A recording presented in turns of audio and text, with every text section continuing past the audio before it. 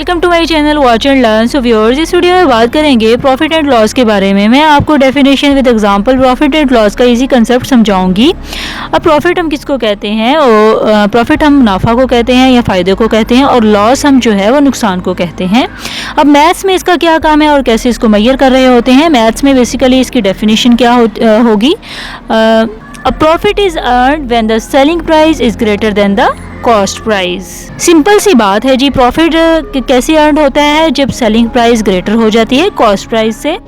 Selling price जो है वो कीमत फ़रोख्त है और कॉस्ट प्राइस जो है वो कीमत ख़रीद है। यानी कि जब कीमत फ़रोख्त हमारी कीमत ख़रीद से ज़्यादा हो जाए तो हमें प्रॉफिट होगा। फॉर एग्ज़ाम्पल, अगर आप किसी मार्केट में जाते हैं, वहाँ से आपने एक मार्कर ख़रीदा है, वो मार्कर आपने 20 का लिया है, लेकिन अगर आप उसको सेल करते हो, नेक्स्ट अगर आप उसको 30 में सेल करते हो तो 10 रुपीज़ आपको प्रॉफिट होगा, फ़ायदा होगा इसका। ठीक है, मीन्स कि आपने कॉस्ट प्राइस यानी उस मार्कर की कॉस्ट प्राइस क्या थी? 20 थी जो आपने ख़रीदा, लेकिन अब आपने उसको सेल कर दिया, नेक्स्ट आगे किसी को दे दिया, लेकिन 30 रुपीज़ में दिया।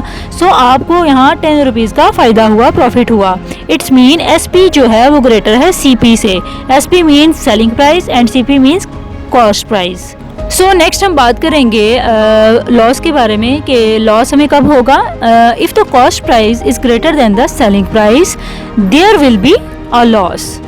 मीन्स के जब हमारी कॉस्ट प्राइस है वो ज़्यादा हो जाए सेलिंग प्राइस से तो हमें क्या होगा? लॉस होगा। मतलब कि अगर आपकी कीमत फ़रोख्त से ज़्यादा बढ़ गई है तो आपको क्या होगा? नुकसान होगा। मतलब कि अगर आपने एक मार्कर मार्केट से ख़रीदा है 20 रुपये का, और नेक्स्ट अगर आपने उसको सेल करना है वो आपने 10 रुपीज़ में सेल कर दिया है, तो यहाँ आपको 10 रुपये का नुकसान हो गया है।